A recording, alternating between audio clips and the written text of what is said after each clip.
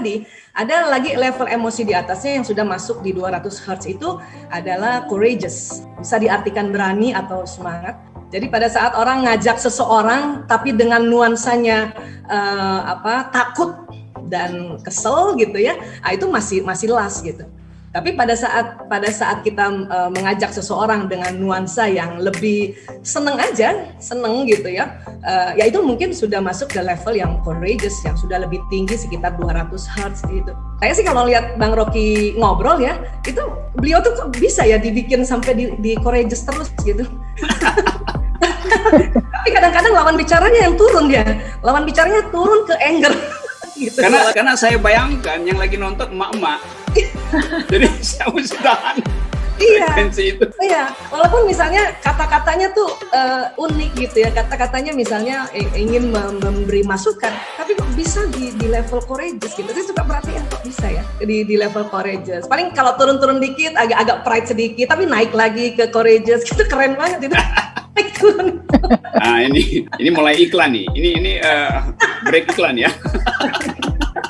Ya, tapi itu nggak mudah bisa memanage emosi. Ya saya tahu juga mungkin Bang Rocky kan memang filsafat ya, tentu mempelajari hal-hal dari sisi filsafat itulah teknik-teknik untuk memanage emosinya Bang Rocky sehingga masih bisa di courageous gitu. Jarang saya lihat turun di fear gitu, enggak tuh ya. Misalnya ada yang nyela aja gitu kayak Bros ya kemarin profesor nyela itu dia nggak turun di fear, nggak tuh, malah senyum-senyum aja.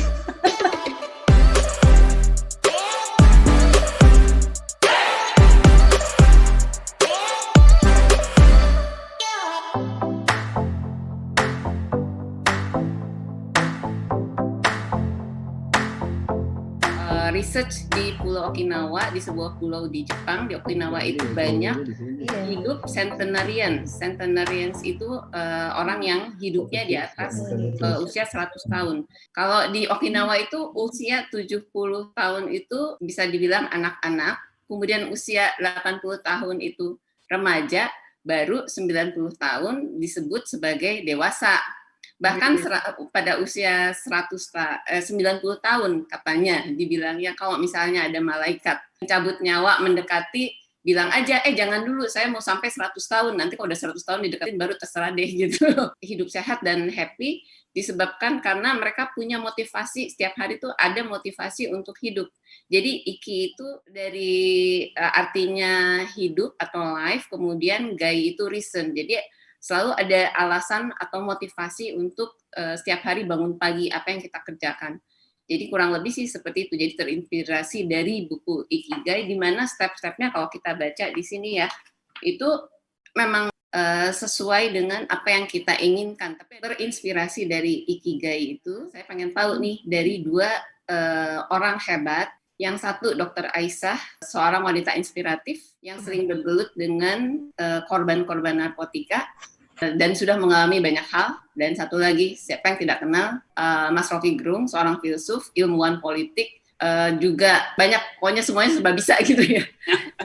Pokoknya jadi dua orang inspiratif itu apa filosofi hidup dari Mas Rocky dan Dr. Aisyah. Silakan kita mendengarkan di sini. Nanti kalau misalnya kita ada pertanyaan, kita ajukan.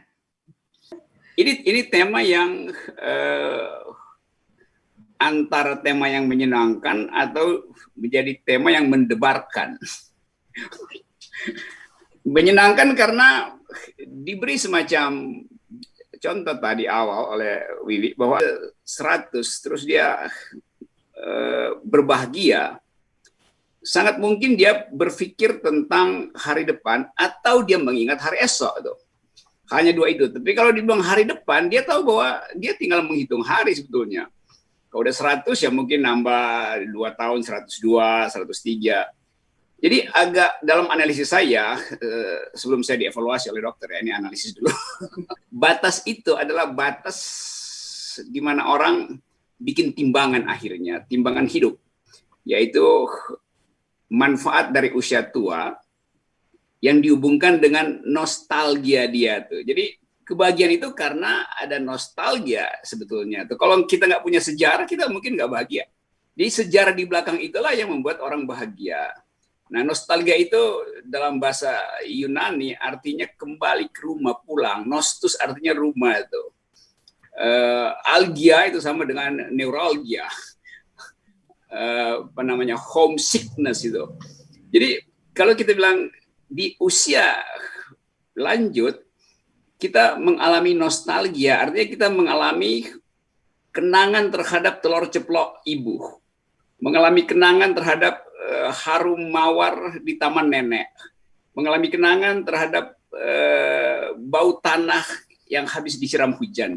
Jadi itu kemudian rekaman masa lalu itu membuat kita memperoleh kenikmatan karena sekarang kita tidak punya pekerjaan gitu. Jadi kalau Wiwi bilang tadi ya karena orang sibuk cepet-cepet, orang yang sibuk dia nggak punya nostalgia. Jadi nostalgia itu hanya ada pada penganggur. Orang yang nganggur, kayak saya nganggur, jadi saya punya kesempatan untuk bernostalgia. Nganggur artinya bukan gak ada pekerjaan, nganggur artinya dia punya kesempatan untuk menikmati dirinya, menikmati eksistensinya, menikmati otentisitinya dengan atau melalui aktivitas yang menyenangkan dia.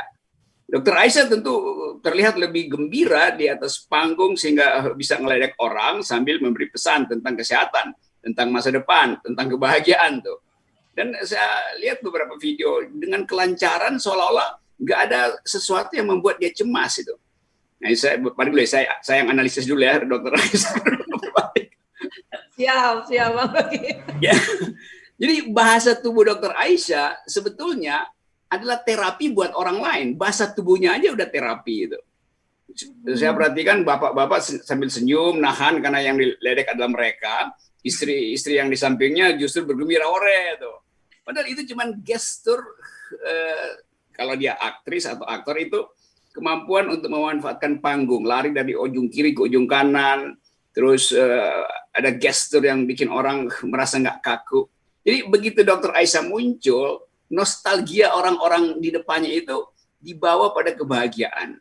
Padahal sebetulnya waktu dia datang ke ruangan itu dia masih berdebat dengan debt collector yang telepon dia supaya bayar motor yang belum. Jadi momentum itu selalu adalah rumus pertama untuk berbahagia. Momentum. Nah, kita sebetulnya bisa bikin momentum. Saya seminggu saya 2 kali hiking. Jalan 6 jam itu ke bukit, ke puncak, naik turun gunung itu. Dan itu membuat saya lupa tentang debat di ILC, lupa tentang orang-orang dungu di dua sisi misalnya. Jadi itu dengan sendirinya hilang karena saya pindah fokus merabat tanah, ikut memetik kopi di desa Cisadon di puncak Gunung Pancar misalnya, ikut menjemur cengkeh. Kemarin saya habis jemur cengkeh di situ. Jadi tiba-tiba hilang seluruh kerumitan hidup kota itu hilang tuh. Nah itu saya kira poinnya kenapa saya menganggap bahwa kita sebetulnya bisa jadi influencer untuk orang yang membutuhkan contoh hidup yang bukan meniru contoh hidup, tapi contoh hidup yang tidak membosankan.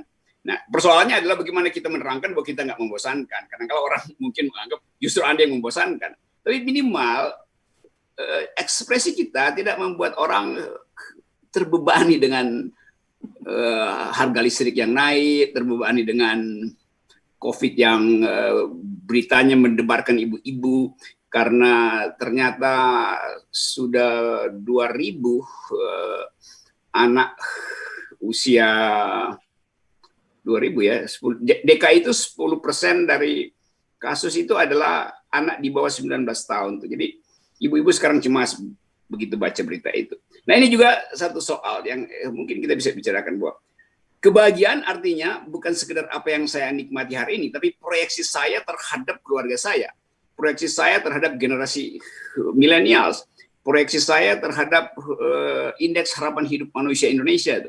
Jadi itu satu paket. Memikirkan kebahagiaan artinya memikirkan fungsi saya atau fungsi seseorang di dalam upaya membahagiakan orang lain tuh. Itu terasa sebagai kalimat pleonasme atau kalimat yang sekedar menghibur. Tapi selalu ada energi yang berlebih dari manusia untuk dipamerkan tanpa terlihat sebetulnya bagi orang lain. Jadi manusia tuh selalu ingin supply energi positif supaya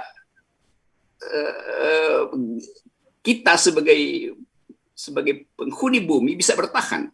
Jadi selalu ada tendensi evolusi untuk mempertahankan fellow di dalam bumi yang hanya satu itu.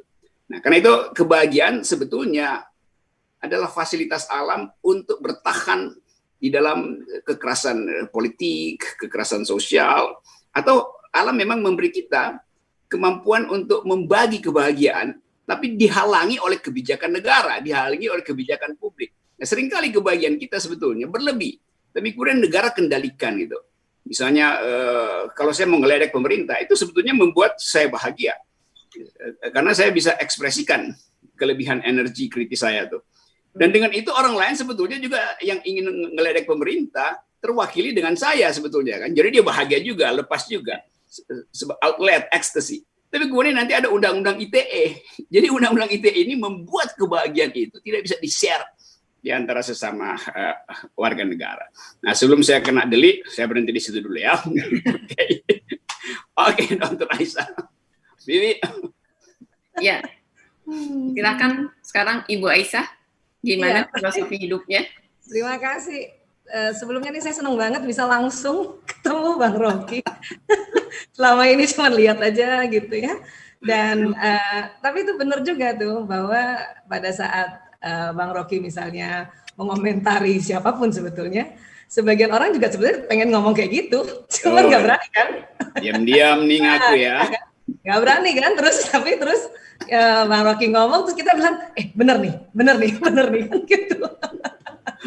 Iya, benar banget itu ya. Nah, namun kalau tadi dari Bu Wiwi cerita bahwa di Jepang ya, di Jepang ini pada saat usia dikatakan tadi 90 ya remaja ya atau 100 tadi remaja 70 ya? anak, 70. 80 remaja, baru 90 adult. Oke, ya. Jadi sebetulnya kan kalau kita belajar tentang hormonal dan sebagainya itu secara alami sebetulnya kalau usia-usia di atas 50 tahun ke atas, terutama buat laki-laki 50 tahun ke atas atau 55 atau bahkan 60 tahun ke atas, memang hormonalnya itu yang kita kenal sebagai hormon testosteron, yaitu hormon laki-laki ya, hormon yang pada saat usia-usia 20, 30, 40 itu jumlahnya tinggi, sehingga agresivitasnya tinggi, kemudian mencari sesuatu atau berburu, berhantel tentang nafkah dan sebagainya ya. Tapi pada saat usia 55 tahun ke atas sudah mulai testosteron yang turun. Makanya kemudian ada fenomena yang menarik pada laki-laki kalau di atas 55 tahun ke atas itu selalu ingin memberikan itu tadi sharing atau mengajarkan seseorang gitu. Ya tentu tadi betul Bang Rocky bilang bahwa ada nostalgia kan. Makanya kenapa konsultan-konsultan kan pasti udah usia di atas 55, Widya Iswara di atas 55 tahun ya. Kemudian ya CEO juga di atas itu kan, itu memberikan sharing pengalaman-pengalaman kesuksesan mereka gitu. Disitulah makanya sering juga terlihat bahwa sebetulnya bapak-bapak nih yang sudah mulai 55 tahun ke atas kepengen sekali memberikan pengalaman-pengalamannya pada anaknya dan istrinya gitu. Tapi uniknya pada saat itu si istri kan ya ini juga ada fenomena pada perempuan, perempuan kalau di atas 45 tahun ke atas itu lagi jantan-jantannya gitu. Estrogen menurun, testosteron di dirinya perempuan itu tetap ada. Jadi lagi kepengen eksis juga di luar dan udah nggak ngurus-ngurus anak lagi kan gitu. Sementara si suami kepengen mengajarkan sesuatu dari pengalamannya, tapi istrinya lagi jantan-jantannya. Jadi istri juga lagi banyak-banyaknya kegiatan di luar rumah gitu. Dan anak-anak sudah besar. Sehingga sering juga terjadi kalau seandainya pada saat usia-usia bapak-bapak seumur itu kemudian ada cucunya, makanya cucunya yang diajarin biasanya. Makanya banyak sekali tuh buku-buku biografi orang-orang terkenal itu ada satu bab atau setengah bab lah tentang kakeknya yang memberikan arahan-arahan pada dia pada saat dia kecil gitu, pada saat otaknya ini belum lagi terlalu banyak file-file kehidupan yang membebani anak-anak ini, tapi kakeknya ajarkan ini, walaupun misalnya ajarkan ya cara kalau mobil-mobilan rusak, atau kalau misalnya gitar-gitarannya dia rusak, pakailah tali rapia dan sebagainya, itu kan kakeknya yang mengajarkan ya. Makanya tadi memang sebetulnya cocok juga sebetulnya kalau di Jepang mengatakan bahwa ya usia-usia 70-an gitu ya, 70-an 80-an itu remaja, atau ya sesuatu yang membuat seseorang itu jadi lebih rileks, lebih santai, tapi karena secara hormonal begitu gitu. Tapi kita perempuan itu lagi jantan-jantannya itu kadang-kadang. Makanya sering juga terjadi di Indonesia ya terutama ya. Suaminya lagi pengen di rumah mengerjakan hal-hal yang dia senangi dulu lagi gitu, hobi-hobinya. Tapi istrinya harus keluar rumah, banyak yang harus diurus, mungkin ikut organisasi kah, atau paling tidak ikut majelis taklim dan sebagainya. Jadi satu pengen di rumah, satu keluar. Ini kalau nggak ngerti nih, ini masih bisa bikin konflik ini. Ya, saya juga sempat begitu sebetulnya, ya pada saat terus belajar kembali bahwa nggak begitu rupanya ya. Kita harus juga membagi waktu. Kita harus bilang juga sama suami bahwa saya ini lagi mau eksis-eksisnya nih. Dulu ngurus anak terus. Anak saya kan 5 Bang Rocky. Jadi 4 laki-laki, 1 perempuan. Jadi dari dulu ngurus anak, ya walaupun dari dulu juga ngurus anak narkoba gitu. Pas rasanya udah lepas, anak-anak udah gede, kita nggak gendong sana, nggak gendong sini. Ya, kemudian kita mau juga eksis di luar sana. Tapi suami karena ya bedanya 7 tahun, dia lagi yang masa 55 tahun yang itu tadi mau ngajarin gitu. Makanya ya sudah, kita akhirnya ya oke deh kalau gitu bagi waktu ya. Jadi kalau pagi mungkin sampai sore saya di luar, ya sore pasti kalau udah ada suami kita dengerin. Jadi kalau diajarin iya walaupun udah tahu. Tapi ya harus begitu karena paham, iya. Makanya terakhir-terakhir ini waktu pandemi suami saya harus juga berbagi arahan, pengalaman ke tim dokter-dokter dan perawat. Yes, akhirnya ada yang diajarin, nggak cuma gue doang gitu jadinya. Ya. Kira-kira seperti itu sebetulnya kan siklus hormonal pada usia. Ya. Namun kalau misalnya sampai di Jepang itu sampai lebih tinggi lagi usianya, ya itu tadi kemungkinan besar ada patokan-patokan atau prinsip-prinsip hidupnya yang dia jadinya lebih membuat umurnya lebih panjang dan lebih bahagia ya. Tadi Bu Wiwi juga sempat kasih tahu ya bahwa ada kegiatan yang tidak terburu-buru. Ya. Karena terburu-buru itu sebetulnya salah satu jenis level emosi gitu. Dan kalau kita bicara emosi, kita bicara lagi otak yang di bagian tengah, itu ada sebuah sistem, struktur otak yang nanti bekerja sama membuat sistem. Nah, kita sering sebutnya sistem limbik atau limbic system. Nah, di situ ada beberapa jenis hormon yang apabila terstimulasi dari faktor luar kah, faktor dalaman kah, entah kepenatan, keletihan, atau moments dan sebagainya, itu ada terjadi sebuah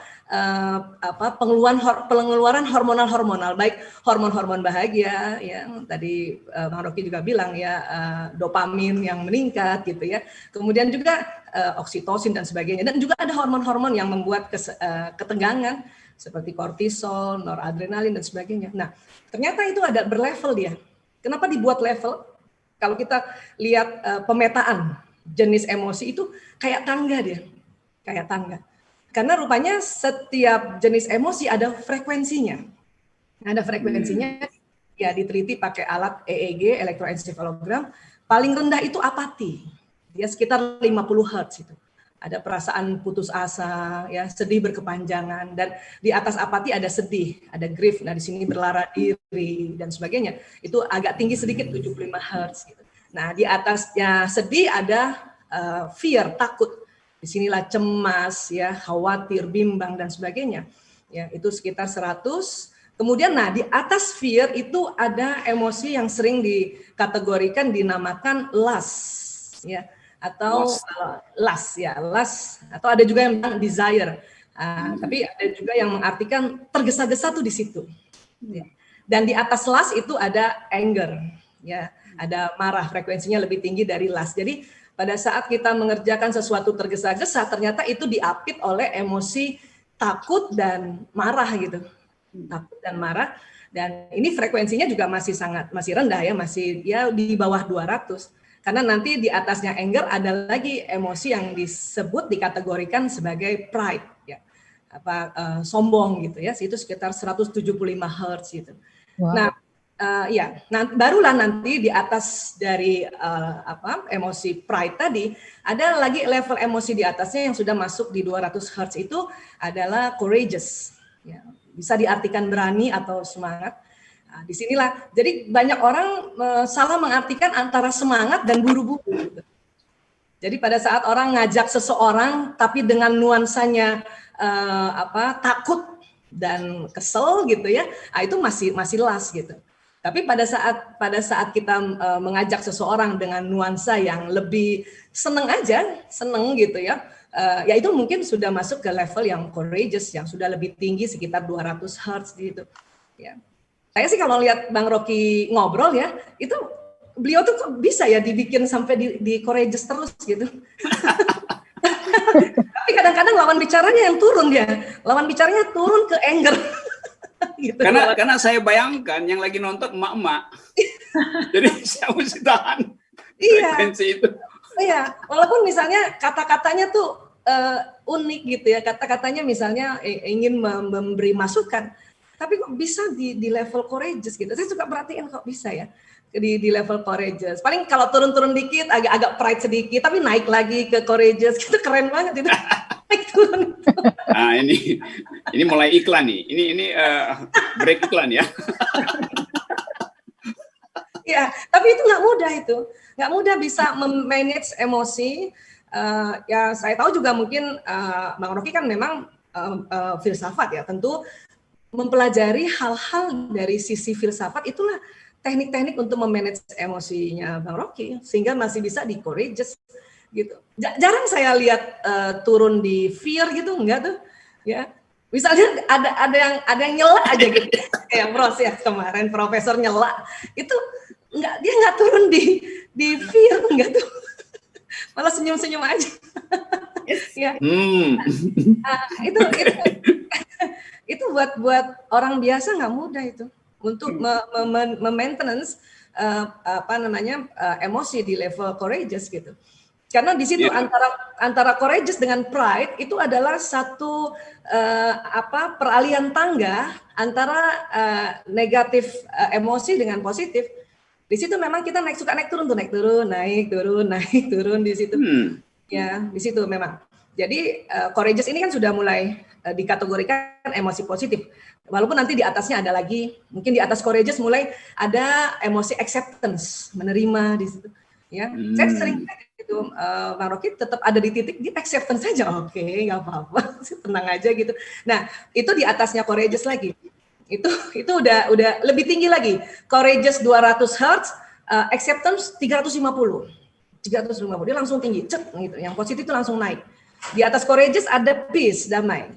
Nah, itu sekitar 600 itu juga tinggi.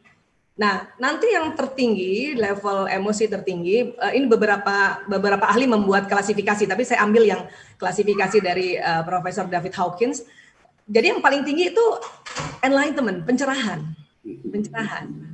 Nah, pencerahan itu kan bisa didapati dari perenungan, dari ya tadi misalnya relax, kondisi relax, santai, mengingat-ingat masa lalu, itu juga bisa akan masuk ke pencerahan itu. Dan pada saat orang seringnya berada di frekuensi 200 Hz ke atas, itu imunitas tubuh meningkat dan vitalitas juga meningkat. Apalagi yang 700 sampai 1000. Jadi pencerahan itu sekitar 700 sampai 1000. Ya, menurut Profesor David Hawkins dikatakan kalau kita sering di situ, di pencerahan, apapun caranya, tetapi kita ada di level itu bisa imunitas bagus, vitalitas juga naik gitu. Ini belum pakai stem cell ya, belum pakai stem cell. Ini masih jago-jagonya manage emosi gitu. Apalagi pakai stem cell, oh mantep itu. Hanya masalahnya kan stem cell itu tidak mudah ya. Stem cell tidak mudah, makanya kan sekarang beberapa keluarga yang misalnya punya genetik autoimun keluarganya itu berharap kalau nanti ponakannya lahir atau cucunya lahir, plasentanya disimpan. Ya, gitu. Supaya plasentanya itu dia bisa bantu jalur tantenya, pamannya, baik dari ayah, baik dari ibu, gitu kan. Kalau zaman dulu ingat nggak mungkin teman-teman ibu-ibu tuh kalau anak-anak bayi, terus puput itunya tuh pusarnya, disimpan kan? Terus kalau anaknya demam itu direndam pakai air hangat terus diminumin kan gitu ya. Nah, itu disinyalir di situ ada stem cell di situ, stem cell utama. Karena kan stem cell itu ada di plasenta, berikut tali pusatnya gitu. Dan pada saat dipotong tali pusat kan agak panjang sedikit dipotongnya, dan kemudian yang panjang itu akan jatuh gitu ya. Orang tua zaman dulu itu suka disimpan itu. Dulu saya waktu ibu saya simpan itu tali pusatnya. Jadi kalau anakmu nanti demam pakai itu gitu. Sementara saya juga udah sekolah dokter, saya pikir pakai paracetamol aja kan beres gitu ya. Tapi cuman terakhir waktu ditemukan pembahasan stem cell, ternyata di situ ada stem cell ternyata. Ya, walaupun yang paling dominannya ada di plasenta gitu kan, yang stem cell utama ya. Berikut nanti setelah masuk ke dalam organ-organ itu masing-masing organ ada stem cell-nya, tinggal nanti distimulasi. Tapi teknik menstimulasi itu sebetulnya adalah memanage emosi itu gitu. Bikin semangat, bikin acceptance, terus pencerahan. Dan tentu level emosi ini dia akan naik turun memang, naik turun. Pada satu ketika kita accept gitu ya, oke di rumah saja, COVID sekarang kayak gini, terus dapat kabar misalnya bahwa kayak gini tuh sampai 2021, itu bisa semerta-merta itu level emosi kita tuh merosot ke fear, ke takut itu. Padahal takut itu udah nomor 3 dari bawah gitu. Nah cuman itu it's okay aja, nggak masalah kan. Kita kan boleh juga takut, boleh juga kan cemas, boleh juga sedih gitu. Kenapa? Karena dia memang ada sistem itu di otak kita. Makanya ada istilah kan, it's okay not to be okay gitu. Yep. Tapi kalau mau sehat gitu ya, atau kalau mau panjang umur yang tadi dikasih ilustrasi oleh Bu Wiwi, maka cepet-cepet naik ke atas gitu. Cepet-cepet naik ke atas. Saya juga gitu, kalau mau seneng aja, mau semangat-semangat, putar cari Rocky Gerung Official. Hancur. Gitu. Jadi ya tapi masalahnya kan kita juga perlu sebuah masukan-masukan yang bukan hanya membuat kita ketawa nggak ada isinya kan gitu. Kita butuh juga sesuatu yang masukan-masukan yang membuat happy secara intelektual, secara emosional dan secara spiritual, kan itu penting banget gitu. Ya, berharap ya itu tadi jadi seneng gitu ya, walaupun ada tadi tagihan masih ada kan gitu. Cicilan jalan terus. Iya, makanya juga dikatakan keimanan seseorang naik turun karena ada level emosi itu. Pada saat kita sedang turun, lagi takut dan tidak cepat-cepat move on, di situ kita lupa bahwa Tuhan Maha Segalanya, Tuhan Maha Kuasa, Tuhan yang menyembuhkan gitu. Ya, jadi naik turunnya itu karena si level emosi ini dia berada di sebuah limbic system di otaknya, persis di tengah otak kita itu. Kalau mau tahu kira-kira ukurannya seberapa, sekepalan tangan masing-masing. Kayak gini nih. Gini itu otak emosi kita gitu ya. Iya. Dan kemudian nanti dia bersambung dengan batang otak, brainstem gitu, atau kita sebut juga otak reptil. Nah, otak reptil ini yang dia juga punya respon unik ini kalau pada saat kepepet kah atau ada serangan. Reptilnya amfibi enggak? Ya, gimana? Reptilnya amfibi. Reptilnya ular, Bang Rocky. Kalau amfibi di kolam. Oke. Reptilnya yang ular aja, jadi kadang-kadang kita kayak ular juga. Atau buaya. Jadi kadang-kadang kalau bapak-bapak pakai buaya mah, itu mah biasa. karena ada otak reptilnya. Iya. Iya, tapi ya itu tadi otak reptil ini kan sebetulnya untuk melindungi kita ya. Makanya ada respon fight or flight itu. Kalau mungkin kita pernah rasa selama ini ya itu tadi dia kerja dari batang otak gitu. Ya, jadi kira-kira begini kalau menurut saya tentang ya sesuatu yang bisa bikin panjang umur ya sudah memanage aja emosi kita dengan apapun caranya gitu.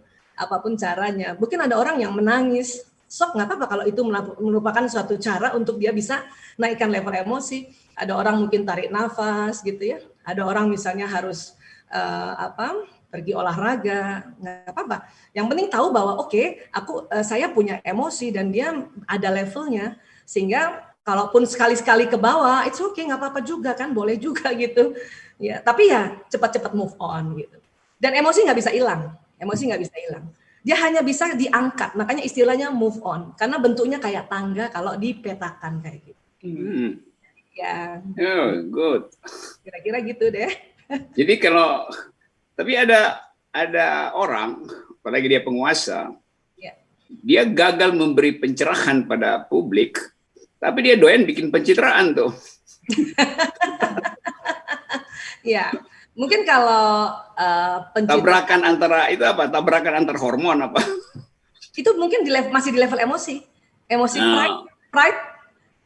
Pride itu kan salah satu manifestasinya adalah yaitu tadi kan sombong atau membangga-banggakan, atau yang mungkin salah satu manifest actionnya yang disebut pencitraan ya. Tapi ada orang mungkin melakukan hal itu tapi tidak di level emosi sombong, mungkin di level emosi semangat. Ya. Itu nanti makanya tadi Bang Rocky bilang ini nggak kelihatan gitu. Penampilan kita atau pembawaan kita yang nggak kelihatan, makanya sering disebut soft skill kan, karena karena dia permainan di kita menaikkan level emosi kita, dia nggak kelihatan secara fisik atau seluler kayak gini, tapi terasa secara vibe, secara vibrasi. Saya kira ini perlu dimasukkan di dalam perjanjian perkawinan bahwa suami laki-laki mesti paham tentang perubahan-perubahan hormonal supaya dia tidak perlu diajarin lagi oleh istrinya nanti. Ya, betul. Lama berkawinan. Setuju banget itu. Setuju. Kan perjanjian pranikah banyak yang nggak dipakai sama pengantin. Jarang banget di buku kosong perjanjian pranikah. Bahkan kalau perlu sebelum pengetahuan hormonnya sebelum usia tua lagi, mau mens 2 hari mau mens, hari pertama sampai ke-5 itu estrogen flat. Jadi suami harap mahfum, bukan lagi maklum, mahfum. Di atasnya maklum. Oke, yang level emosi tadi itu di mana posisi akal, nafsu, dan kolbu? Gimana tuh posisinya itu? Dia di otak. Yang mana yang? Ya. Jadi emosi ini adalah sebuah kerja sistem struktur otak, ya struktur yang di otak. Struktur otak ya. Otak yang di dalam. Kan otak ini macam-macam. Nanti ada otak besar, ada otak kecil. Nah, di otak besar, di tengah otak itu ada struktur-struktur seperti hipotalamus, hipofisis dan sebagainya. Itu bekerja sama untuk menstimulasi hormon sebetulnya. Menstimulasi hormon. Nah, hormon itu nafsu apa kaud? Nah, ini kalau sistem limbik ini kalau kita kategorikan itu masuknya di nafs. Jadi kalau misalnya kita masuk ke konsep nafsunya Islam, jadi ada yang paling bawah namanya nafsu lawamah, itu kategori level emosinya mulai apati, sedih, takut. Kemudian nanti kalau nafsu amara yang level emosinya itu masuklah buru-buru, lust, anger dan pride, dan nanti mulai dari courageous tadi yang tadi saya suka contohkan ke Bang Rocky, courageous, acceptance, peace dan enlightenment itu masuknya mutmainnah. Oh. Ya. Jadi Pak Rocky ya gimana? Banyaknya di mutmainnah ya? Insya Allah, amin, doain. Itu terasa sebetulnya kalau kita mau cermatin. Jadi kita ada di dalam keadaan di mana kebahagiaan itu bisa diterangkan secara fisiologis atau secara biologis gitu. Tapi kita ingin dapat semacam pelajaran sebetulnya supaya ada stok pengetahuan bagaimana memanage yang fisiologis di dalam momentum yang kadangkala ya kalau dokter dia bisa langsung tentukan itu bahwa memori Anda kurang lengkap karena hipokampusnya terlalu kecil misalnya untuk nyimpan memori itu. Tapi kadang kalau ada kecepatan waktu, jadi kita kejar-kejaran dengan waktu, lalu kita mengatakan bahwa kita gagal untuk bahagia karena waktunya terlalu sempit. Jadi ada pilihan itu sebetulnya. Dia ingin agar supaya secara pragmatis hidupnya itu speedism, dapat segala hal, tetapi kemudian dia mengeluh bahwa bahagia itu nggak tercapai. Ya memang nggak tercapai karena waktunya dipakai untuk hal-hal yang bersifat speedism, kecepatan, bukan melambatkan kecepatan supaya bagian-bagian nostalgia itu bisa diintip ke belakang. Kan kalau kita taruh fungsi waktu di situ, orang kota dianggap nggak bahagia. Karena tadi tergesa-gesa, karena timeline-nya ketat sekali itu. Nah, sebetulnya secara teknis ya perbanyak aja dopaminnya, dikasih lagi suplai oksitosin segala macam. Tapi itu kan seperti kita masuk bengkel sebetulnya. Nah, bagaimana kita mengetahui bahwa kita sekarang lagi surplus dopamin, kita lagi banjir banjir serotonin di dalam diri kita tuh. Padahal peristiwanya tidak kita tahu apa penyebabnya tuh. Gimana Dr. Aisyah? Ini minta keterangan literatur tuh. Supaya kita tahu bahwa hari ini sebaiknya saya tidak masuk di dalam daily activities yang padat karena saya ingin menikmati siraman hormonal individual saya tuh. Nah, itu bisa dihasilkan dengan tadi nostalgia, dengar musik atau berdoa juga upaya untuk relaksasi. Jadi zikir sehingga orang anggap bahwa sebetulnya manusia punya mekanisme sendiri untuk membahagiakan dirinya tanpa perlu bantuan orang lain. Betul. Tetapi kesosialan kita justru terhalang kalau kita menganggap bahwa kita bisa hasilkan kebahagiaan sendiri itu. Ya. Misalnya sekarang nih, ini ada social distancing tuh. Ada physical distancing. Memang itu demi kesehatan kita. Tetapi begitu kita mengalami lockdown, physical distancing, maka kebahagiaan sosialnya hilang. Lalu kita cari suplemennya. Suplemennya adalah Netflix. Suplemennya adalah Doraemon. Suplemennya macam-macam kan. Nah, kemampuan kita untuk memilih yang mana yang suplemen bagus, itu yang membuat kita pilih hormon apa yang ingin saya aktifkan hari Senin, hormon apa yang ingin saya aktifkan hari Rabu, Kamis. Jadi ada jadwal banjir hormonnya itu kira-kira tuh. Peristiwa apa yang bisa menimbulkan hormon ini, peristiwa mana yang kompatibel dengan hormon oksitosin misalnya. Itu kalau kita bikin semacam kurikulum hormon ya, kurikulum hormon, bagaimana menghadirkan hormon. Ya. Oke, silakan yang lain. Oke, ya betul sekali ya. Jadi memang, jadi emosi itu sebetulnya kita bisa manage sendiri sebetulnya, ya.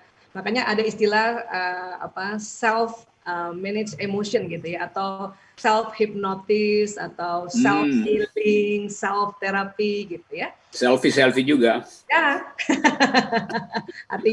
artinya yang apapun bisa sendiri dulu gitu. Nah, cuman memang di dalam level emosi kadang-kadang kalau nanti orang tergantung lagi masalahnya gitu. Ada beberapa masalah kita menaikkan emosi itu dengan cepat sekali. Itulah sering disebut tekniknya allowing gitu. Kita biarkan aja. Itu dengan tarik nafas saja. Gitu. Itu udah bisa dia naik gitu. Yang tadinya kesel, barangkali lagi ngantri mau nonton, tiba-tiba ada ibu-ibu nyerobot. Kita udah ngantri sejam kan gitu.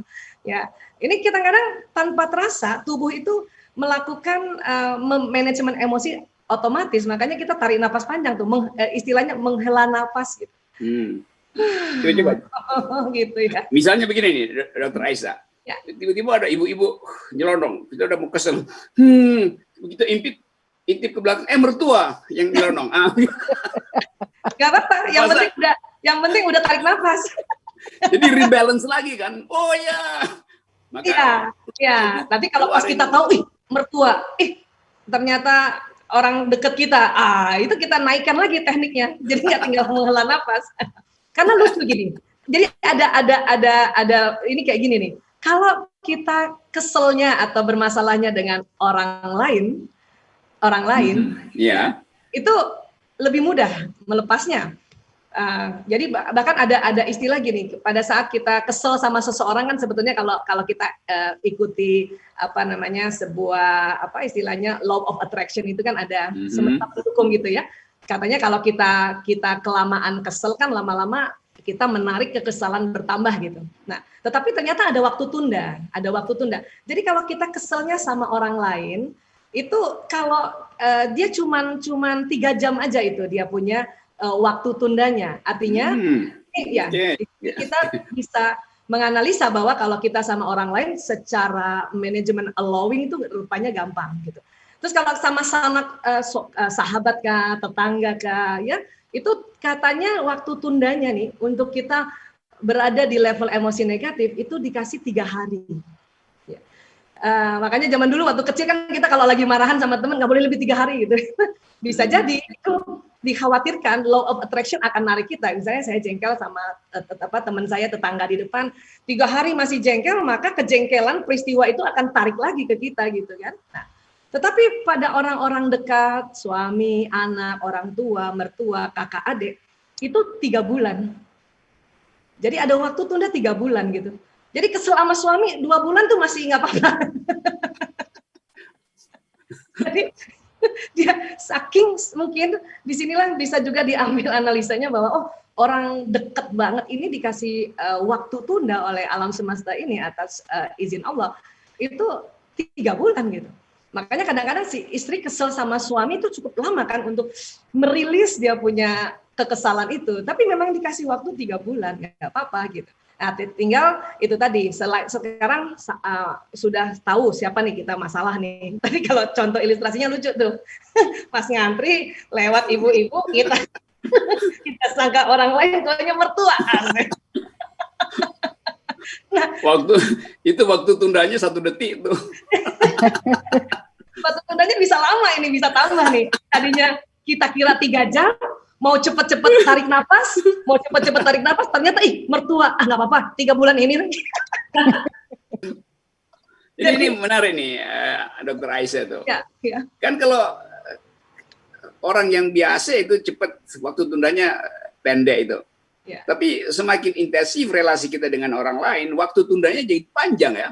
Iya, waktu tunda pada saat kita berada di level emosi yang bawah, ya, dikasih waktu yang agak lama untuk bisa move on ke atas gitu, supaya tidak terjadi tarikan law of attraction, karena kan law of attraction yang logiknya begitu, yang ada di dunia ini kan apabila kita jadi perasaan kita, pikiran kita, dia akan mencari peristiwa yang dia akan ditarik sesuai apa yang kita rasakan dan kita pikirkan itu gitu.